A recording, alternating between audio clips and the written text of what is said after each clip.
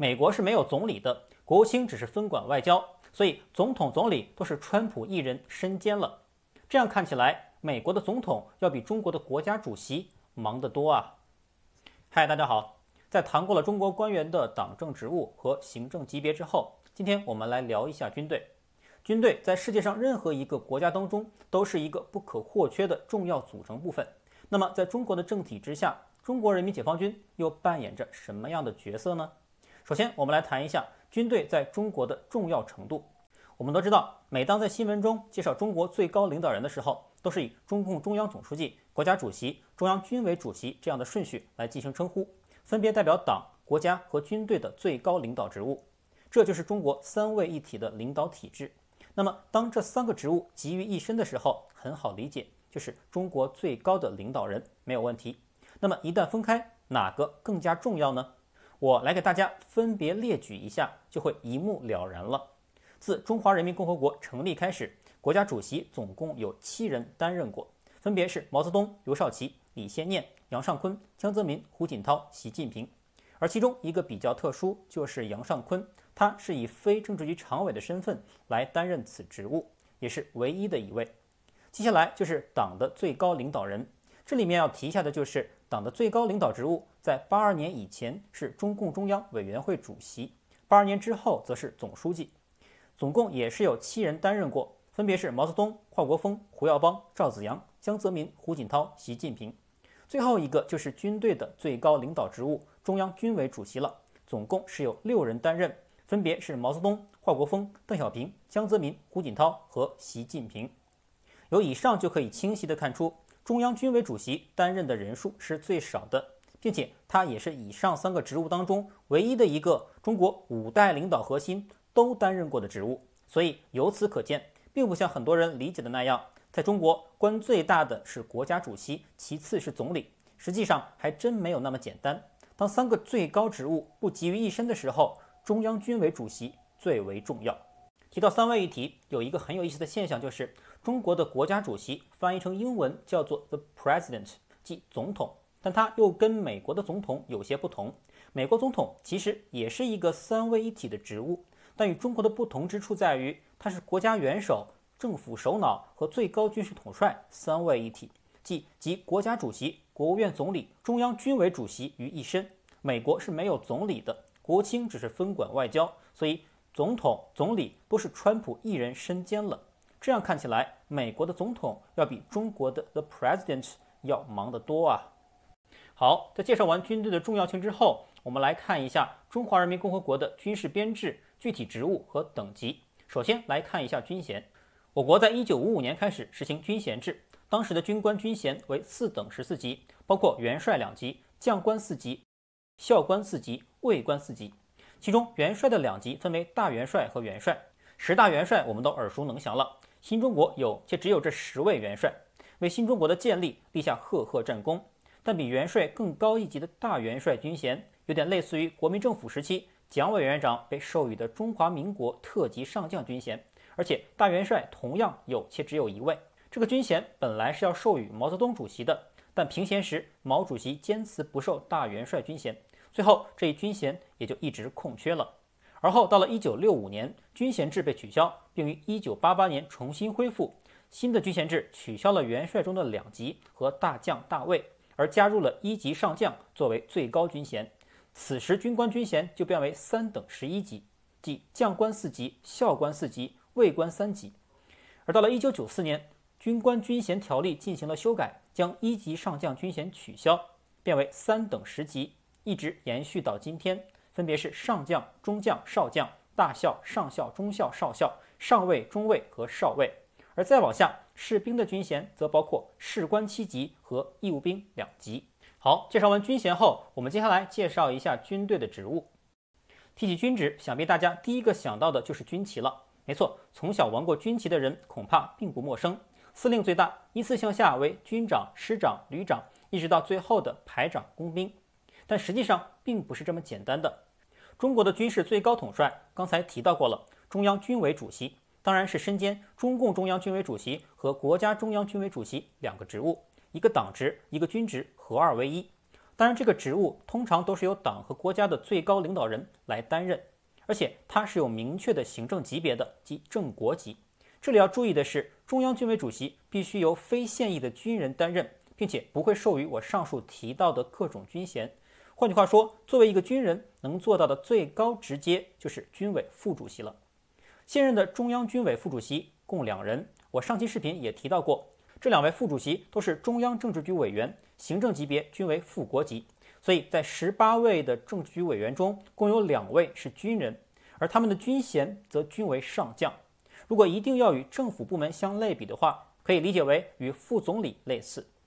军委副主席之下就是军委委员了，本届共4位，位置当然也非常的重要，不仅是党内的中央委员，而且这4位军委委员还身兼最核心的几个军政要职，比如排名第1的军委委员担任国务院的国务委员兼国防部长，也是之前提到过的5个国务委员之一，上将军衔。其他3位则分别担任中央军委联合参谋部参谋长、政治工作部主任和中央军纪委书记等军职。前2个职务就是军改以前4大总部中总参和总政的首长。第3个军纪委是从总政独立出来的，地位也非常的重要，而且以上均为上将军衔。那他们应该算是什么行政级别呢？由于军队属于部队编制，部队属于国家工作人员，不属于公务员序列，因此不能用公务员等级来评定。一般认为，中央军委委员享受副国级待遇，但仍然达不到副国级标准，所以在介绍他们的时候是排在党和国家领导人之后分隔介绍的。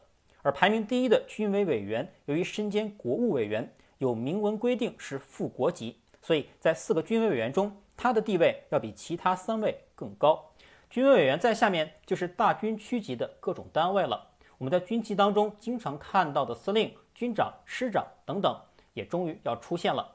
介绍到这里，阶段性的总结一下，我国的军事级别当中，军委主席大于军委副主席，大于军委委员，大于其他各级军事单位主管或各战区和各军种的首长。这里面需要注意的是，在2016年军改后，原7大军区番号撤销，成为历史，取而代之的是东南西北中5大战区，所以军区级已改称为战区级，这里要特别留意一下。所以从军职的级别来讲，从最高的战区级向下，分别是军级、师级、团级、营级、连级和排级。除了排级之外，以上级别又分为正副2级，其中副师级有时称为正旅级，下级的正团级有时称为副旅级。最高的正战区级单位都有哪些呢？其实很简单，中央军委层面，我们知道军改后司总部拆分为7个部、3个委员会、5个直属机构，共15个职能部门，其中5个正战区单位、5个副战区单位、5个正军级单位，非常的平均，也很好记。正战区单位就是换了名字的原司总部，即中央军事委员会联合参谋部、政治工作部、后勤保障部和装备发展部，外加一个从总政独立出来的军纪委，共5个单位。虽然级别相同，而且一把手都为上将军衔，但重要性却不一样。参谋部、政治部、军纪委排在后勤部和装备部之前。前面也提到了，这3个都是由军委委员来兼任，所以同样是正战区级，军委委员任一把手的这3个职务最为重要。此外，除了中央军委之外，5大战区和5大军种也都是正战区级单位。5大战区刚才介绍过了，就是东南西北中5大战区。5大军种就是中国人民解放军、陆军、海军、空军、火箭军和战略支援部队。而中国人民武装警察部队即武警部队，自2018年1月1日起归中央军委建制，不再列国务院序列，它也是正战区级。而这里要留意一下的是，在军改之前，海军、空军、2炮的军事主官均为中央军委委员，但军改后则未能入列。好，经过上面的介绍，算下来，正战区级的单位或部队加起来总共是16个。而这16个正战区级单位的一把手级别都是正大军区级，主要军衔为上将，辅助军衔则为中将。为什么会有2个军衔呢？因为我国的军队等级制度是先职务后军衔，军衔通常是跟随军职的提高而晋升的，但两者并不同步。也就是说，要担任该军职满一段时间，符合军衔条例相关要求后，才会晋升到相应的军衔，所以就有了主要军衔和辅助军衔2种。同样都叫司令，军衔可不一定相同哦。说到司令，刚才提到的各战区和各军种的主官其实是有2个，分别是司令员和政委，级别一致，有什么区别呢？初次见面，咱们还是把话说明了点好。军政分开，各干各的，打仗我说了算，生活上的事儿你说了算，没问题吧？没错，一个管打仗，一个管生活，大家简单这样理解就可以了。再接下来就是副战区级单位，刚才提到的中央军委15个职能部门中，也有5个副战区级单位，分别是中央军事委员会办公厅、训练管理部、国防动员部、政法委和科学技术委员会。除此之外，还有1个军种和2个学校，分别是联勤保障部队、国防大学和解放军军事科学院。注意，是国防大学，不是国防科大，这是2个学校，级别也不同。剩下的副战区级单位就是上面提到的各战区和各军种下属单位了，由于数量庞大，就不一一列举了。这里要特别留意一下的就是正战区级的5大战区和各个军种中，也是存在类似中央军委的联合参谋部和政治工作部的，一把手也是参谋长和主任，但级别只是副大军区级。另外，在5大战区内部也是存在陆海空军的，这3个军种也有司令员和政委。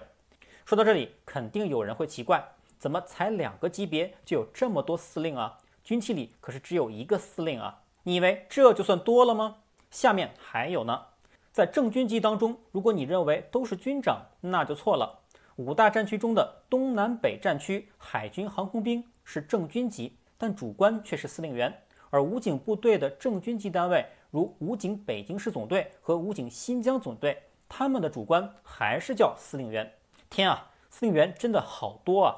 所以一位军官如果是司令员，一定要问清楚他到底是中国人民解放军某个军种的司令员，还是某战区的司令员，还是某战区海陆空军的司令员，还是某某某的司令员。虽然都是司令，但级别可是大不同啊。好，上面提到了这么多的司令，比如陆军司令、战区内的陆军司令、战区司令等等，大家听的可能有点乱。而隶属于陆军的集团军又是什么意思？接下来我就帮大家梳理一下。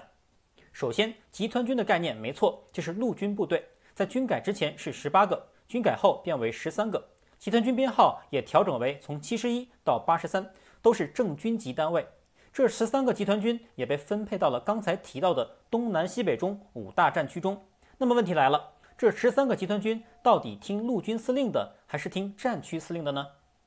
陆军司令部和战区司令部其实并没有行政隶属关系，属于平级，都向中央军委负责。而5大战区内所组建的战区陆军司令部是负责管理战区内部的陆军部队，即集团军的。战区陆军司令部同时向陆军司令部和战区司令部负责，区别在于战区陆军司令部的行政领导是陆军司令部，而作战指挥由战区司令部负责。简而言之，作战指挥关系是中央军委到战区司令部到战区陆军司令部到集团军，行政领导关系是中央军委到陆军司令部到战区陆军司令部到集团军，这就是所谓的军委管总、战区主战、军种主建的概念了。那么这个集团军在各个战区内与各个省的省军区又有什么关系呢？下面先来介绍一下什么是省军区。在我国，省一级是存在省委、省政府、省军区、党政军3大机构的。目前，我国31个省级行政区都配备有相应的省军区，其中除了新疆和西藏军区和北京卫戍区地位过于重要，属于副战区级之外，其他绝大多数都是正军级单位。军改之前，省军区归7大军区领导，7大军区归军委总部领导。而如今军改之后，省军区则不再隶属于新的战区了，而是直接归刚才提到的中央军委15个职能部门中副战区级的国防动员部领导，中间少了一级，当然省去了一些繁文缛节。一般来说，省军区的司令员都是少将军衔，没错，又是司令员。那么都是在地方，省军区与同为正军级的集团军又有什么区别呢？刚才介绍的，现在中国人民解放军陆军下辖共13个集团军，主官为军长。虽为军长，但与省军区的司令员同为正军级，且都是少将军衔。主要区别在于，集团军更偏向于武职，不太干涉地方行政，而省军区则偏向文职，主要负责一些军事行政工作，如招兵、退伍安置、地方部队建设、预备役的训练管理，跟民政部门一起制定相关的抚恤政策等等等等。应该来说，充当军队和地方的协调型部队。所以一个偏文，一个偏武。当然，如果真有战事发生，偏文的省军区也是要参战的。好，介绍到这里，大家应该有些清晰了吧？下面继续。我上期视频给大家讲过，每个省都会下辖一些地级市，每个地级市都有军分区。按照规定，军分区属于正师级单位，军分区的司令员通常都是大校军衔。所以，如果你所在的城市不是太小的话，应该都能找到对应的类似军分区的部队。说到正师级单位，额外再提一下的就是我国的首艘航空母舰辽宁舰，它的编制等级就是正师级。好，说了这么多部门和单位，好像一直没有提到的就是战略忽悠局了。那它又是什么级别呢？开个玩笑，战略忽悠局这个单位自然是不存在的，而局座章程中的工作单位是我国最高军事院校国防大学。国防大学在军改前是正大军区级单位，有将军遍地走的戏称。张召忠服役45年，长期从事军事装备研究工作和军事科普工作。退休前任国防大学军事后勤与军事科技装备教研部副主任，为副军职，军衔为少将军衔。局座是2015年退休，那个时候军改还没有完成，所以国防大学还是一个正大军区级单位。但军改后，国防大学降为副战区级单位。那么局座如果晚1年退休的话，职级会不会也相应的降一级呢？这个就不知道了。最后再来简单说一下新疆生产建设兵团。我们经常会在新闻中听到全国31个省、自治区、直辖市和新疆生产建设兵团。最后这个兵团为什么要单独列出来？它到底属于哪个部队？又是什么级别呢？其实新疆建设兵团位于新疆自治区境内，是全中国最大的兼具屯垦戍边功能且实行党政军企4为一体的特殊社会组织，受中央政府和新疆维吾尔自治区的双重领导，而且是国务院计划单列的省级单位，享有省级的权限。所以新闻在介绍的时候，通常会与省和直辖市并列。我在上期视频时介绍过5个计划单列市，那这个生产建设兵团我就称其为计划单列省。其实它所占的面积有7万多平方公里，2个台湾大，所以称其为计划单列省一点也不为过。但虽然新疆生产建设兵团最初的确来自于解放军，但现在隶属于国务院和自治区人民政府，跟新疆军区也已经毫无半点关系了，所以在本期视频就不再多加赘述了。好，今天我就是给大家介绍了一下中国军队的编制、职务和等级。当然，由于篇幅所限，不能面面俱到，希望能够对大家了解我国军队的组织架构有所帮助。好，那本期视频我们就录到这里，我们下期视频再见。